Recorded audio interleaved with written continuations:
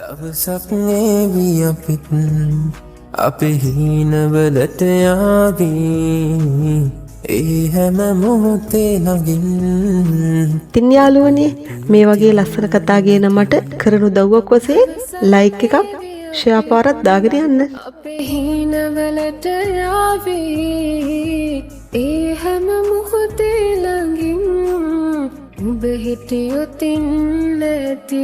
එක දුප්පත් කෙල්ලෙක් පුංචි කුමාරයට ආදරය කළා. ඊට පස්සේ ඒ ආදරේ ඒ කෙල්ලගේ ජීවිතේම වුණා. මේ ජීවිත කතාවේ අවසාන දිගෑරුමයි.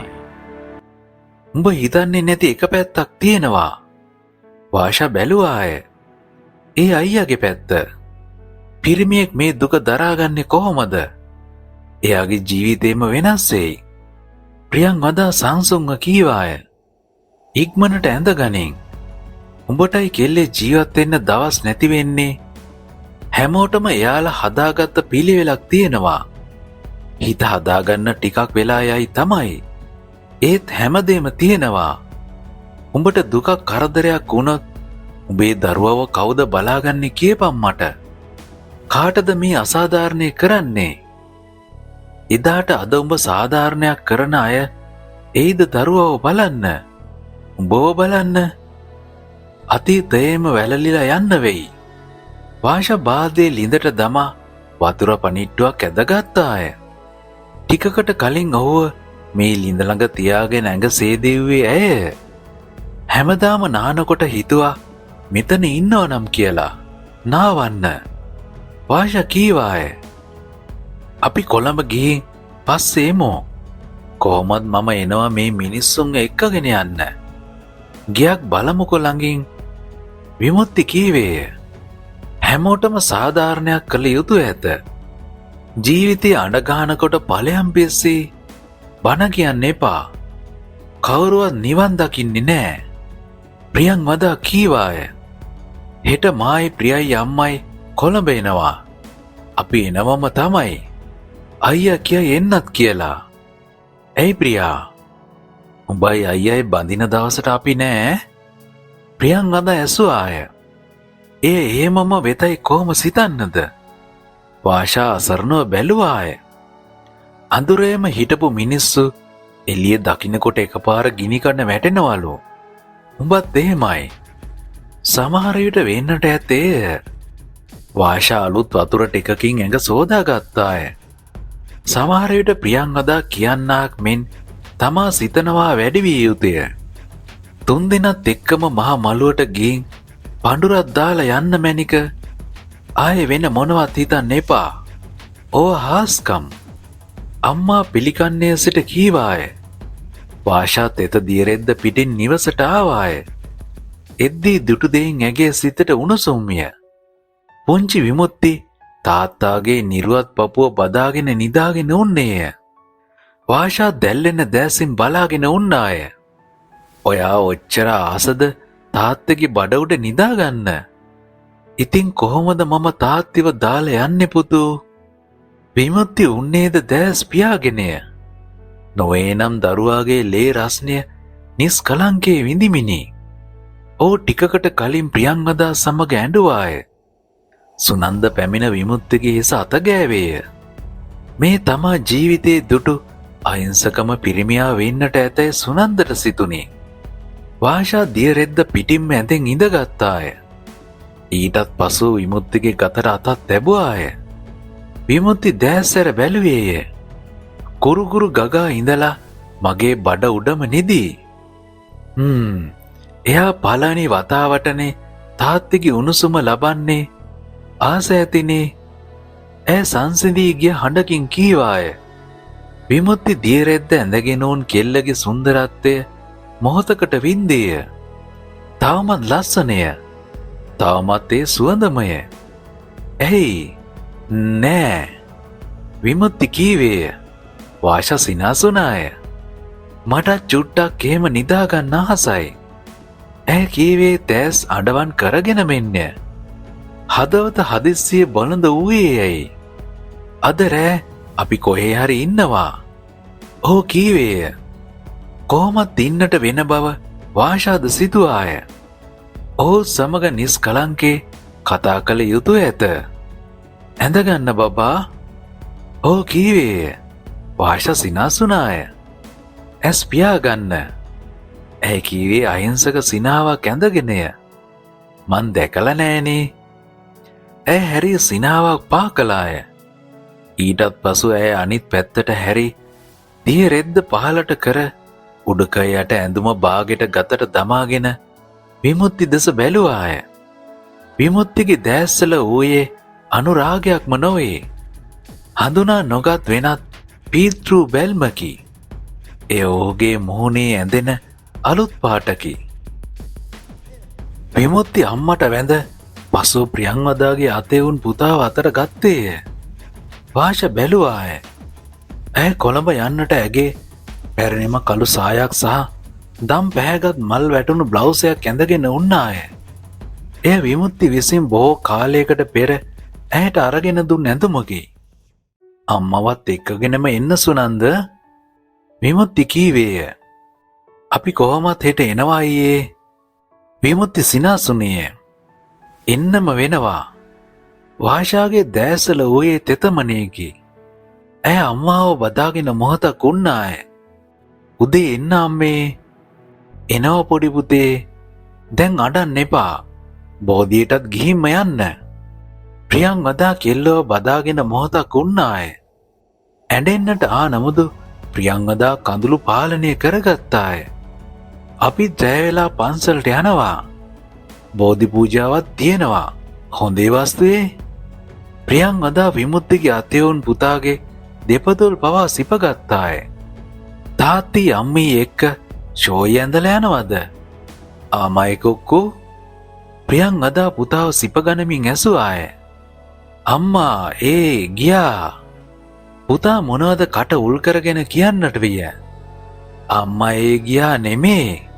තාත්ති එක්ක දෙන්නම යනවා. ඇය කීවාය. නගින්න බබා. විමුක්ති වාහනේ ඉදිරිපස අසුනේ දොර විවර කළේය. වාෂායට ගොඩ වූයේ බලාගෙන උන් අම්මාත් ප්‍රියංවදා සුනන්දත් දෙස බලා අන්තිමට කුඩා ගේ කෑල්ල දෙසත් බලාය. ඇගේ දෑසින් අලුත් කඳුලක් වැටින. විමුක්ති පරිස්සමින් පුතාව වාෂාගේ අතට දුන්නේය. ඊටත් පසු ඔහු අනෙක් පසින් පැමිණ රියදුරු අසුනට බරවිය. විමුක්ති ටික වෙලාවක් වාෂා දෙස බලාගෙන උන්නේය. ඊටත් පසු ඔහු පරිස්සමින් වාෂාට ආසන පටිය දැම්මේය. තමා අංග සම්පූර්ණ මිනිසෙක් කියා ප්‍රථම වරට විමුක්ති මොරගොඩට දැන්නේ අදය. මේ දැන්ය. ඔහුගේ දෙතොලතර සිනහව කීවේ. අපි යනවා අම්මේ. යනවනංගේ. සුනන්ද. එහෙනම් හෙට එහෙ මචං. හොඳේ. විමුක්ති දයාබර කීවේය. පසු ඔහු ආනය පාරට දැම්මේය. සුදු අයියේ. වාෂා විමුක්තිගේ වමත අල්ලාගෙන කතා කළාය. විමුක්ති කතා කළේ වාෂා දෙස බලාගෙන නොවේ. ඇයි හිනාවක් ගිහින්. ඇය ඇසුවාය. මට අද හරි ආඩම්බරයක් දැනෙනවා. ඒක නංගි නැති කරන්න එපා. ඔහු කීවේය. වාෂා අයාගත් දෙනතින් බලාගෙන උන්නාය. ඔයාට දැනෙන්නේ ආඩම්බරයක් විතරයි සුදු අයියේ.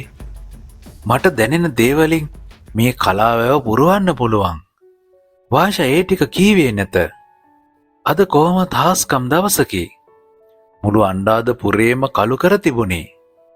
ළඟ ළඟ එන මහා අනෝරා වරුසාවක පෙර නිමිති දස අතම විය. එක දිගට මාස 6ක් පෑවුවා. වැව්පතුල් ඉරිතල්ල ගියා. කාස්ට් එකේ නිසා එන හුළඟත් ගින්දර වගේ වුණා. අද මේ වහින්න අරන් පුදුමයි. වාෂා කීවාය. විමුක්ති සිනාසුනේය. අපි වාෂාව අරන් යනවනේ. ඒ නිසා. විමුක්ති මෘදු හඬකින් කීවේය. ඇත්තටම මේ ඔහු තමාව අරගෙන යනවා නොවේද? සංසාරික ආත්මීය ජීවන සහකාරයා විසින් කැන්දාගෙන යන ඒ අසිරිමත් මොහොතද මේ? ඒ එසේමයයි කෙසේනම් අදහන්නද? වාෂාය සනාත කරගන්නට මෙන් ඔහුගේ වමතගෙන අතගෑවාය. ඔහුගේ වමතගෙන අත ගෑවාය. විමුත්තිගේ අත ඉල්ලා මෙන් පුතාද ඒ දෙසට දමා මොනවද කීවේය. අමා ඊ වාෂාගේ දෙනෙත් තෙත්තිය. තාත්තිගේ අත ඕන? ඉතින් මටත් ඕනන පුංචෝ. දැන් හරි වැඩේනේ. මෙන්න ඉල්ලනවා. විමුත්ති අත පුතාගේ උකුලට දැම්මේය. පුතා ඔහුගේ අත සිඟිති දෝතින්ම අල්ලාගෙන මුවේ තබා ගත්තේය. විමුත්ති ඔහුගේ අත කොල්ලාගේ ලපටි විදුරු මසට හැපෙන වේදනාව දරාගෙන උන්නේ ආසාවෙනි. තාත්තිගේ අතේ කුක්කු නෑ. අපේ ඒවා හපල දැන් උයියත් වෙලා. වාෂා ඇස් සගක මතෝ කඳුළු පිටි අත්ලෙන් පිසදමමින් කීවාය. මේ කඳුළු වියලෙන්නේ කවදාද? අවි නිශ්චිත අනාගතයක් වෙත යන මීර්ණං ගමනේ කෙලවර කුමක්ද? බෝධීට ටිකක් යන් වැස්සට කරින්. මහා බෝධීට යන පාර කිව්වේ වාෂාය. අනුරාධපුරයේ පාරවල් සොයා ගැනීම හිතන තරම් පහසු නැත. මං පුතාව ගන්නම්. විමුත්ති පැමිණ පුතාව ගත්තේය. වාෂා තාත්තගේත් පුතාගේත් කොනක එල්ලුනාය. දෙවියන් මේ සිතුවම මේ ලෙසම සදාකාලිකව පින්තාරු කරයිද? නොවේ නම් මේ සියල්ල බොඳ කර දමයිද? දන්නේ නැත. මේ මහා මළුවට පූජා කළ මල් කොපමණද? දැල්ලූ පහන් කොපමණද? දැමූ පඬුරු කොතරම්ද? හාල් සේරු කීයක කිරිබිඩු පූජා කළාද? අවසානයේ මේ මහා බෝධියට අධිපති දේවතා කළු බණ්ඩාර දේවතාවුන් වහන්සේ තමා දෙසත් තම කොල්ලා දෙසත් බැලුවාද? මේ හදිස්සියේම විමුක්තිව අනුරාධපුරයට එව්වේ බලගතු බලයෙන්ද? කිසිවක් දන්නේ නැත. අයියේ මේ මහා බෝමළුවේ මම ගොඩක් බාර වෙලා තියෙනවා. මන් දන්නවා. ඒ හැමදේම දන්නවා. අපි දවසක ඇවිත් බාර ඔප්පු කරමු. ඔහු එක අතකින් පුතාවත් අනිත් අතින් කෙල්ලවත් අල්ලාගෙන කීවේය. හදවත කැපීගෙන ගියේය. වාෂා මා බෝමළුවේ රන්පත් දෙස බලාගෙන එක පැතුමක් පැතුවාය. ඒ මේ ජීවිත තුනම වෙනුවෙනි. විනාඩියක් පමණ ඇය දැස් වසාගෙන උන්නාය. ආසින් වැහි පොද එක දෙක පතිත විය. එය හාස්කමකයි ඇයට සිතුනේ. පුතාව තෙමෙයි, අපි යන්. විමුක්ති ඉක්මනින් පුතාවද රැගෙන ගියේය. ඔහුගේ වාෂාවද අනිත් අතින් අල්ලාගෙනය. මාව අතාරින්නකෝ, පුතාව අරන් යන්න. විමුක්ති හැරුණේය. ආයේ ඒක කවදාවත් වෙන්නේ නෑ. ඔහු පැහැදිලිව කීවේය. වාර්ෂාගේ මුහුණ මත දිය පොදක් විය. එය ආසින් වැටුණු වැහි පොදක් නොවේ. වාර්ෂාගේ නෙතින් වට කඳුලකි. ඒ හාස්කම වෙලා නම් ඇය සිතන්නට ගියේ නැත. හැමදේම ටික දවසකින් සිදුවෙනු ඇත. මේ දිග කතාවක කෙටි අවසානයයි. වාෂාත් විමුක්ති තැගත් කාර්ය මද වේගෙන් අනුරාධපුරයෙන් පිටවිය.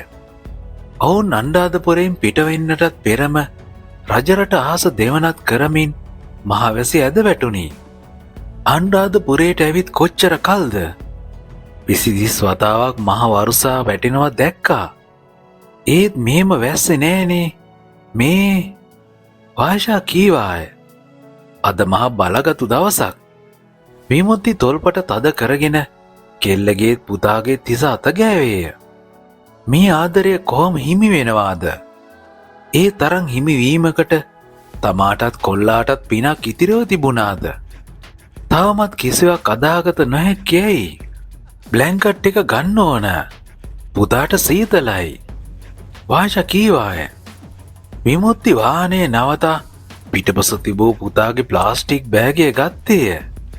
වාර්ෂායින් නිල් පැහැගත් බ්ලැන්කට් එක ගත්තාය. හරි, අපි දැන් මෙහෙම පොරෝගමු. හරි ෂෝක්, දැන් සීතල නෑ. අම්මා මේ ෂෝයි තමයි. පුතා දෙස විමුක්ති නෙත් නොසලා බලාගෙන උන්නේය. ඔහු පපුවම අලුත් හුස්මකින් පුරවාගෙන වාහනේ යළිත් පාරට දැම්මේය. දැන් කෙල්ලවත් පුතාවත් කොළඹ අරන් ගිය පසුව ඇතිවෙන හැම ප්‍රශ්නයක්ම විමුක්ති හොඳින්ම දැනගෙන උන්නේය. ඔහු මේ හැම ප්‍රශ්නයකටම මුහුණ දෙන්නට සූදානමින් උන්නේය.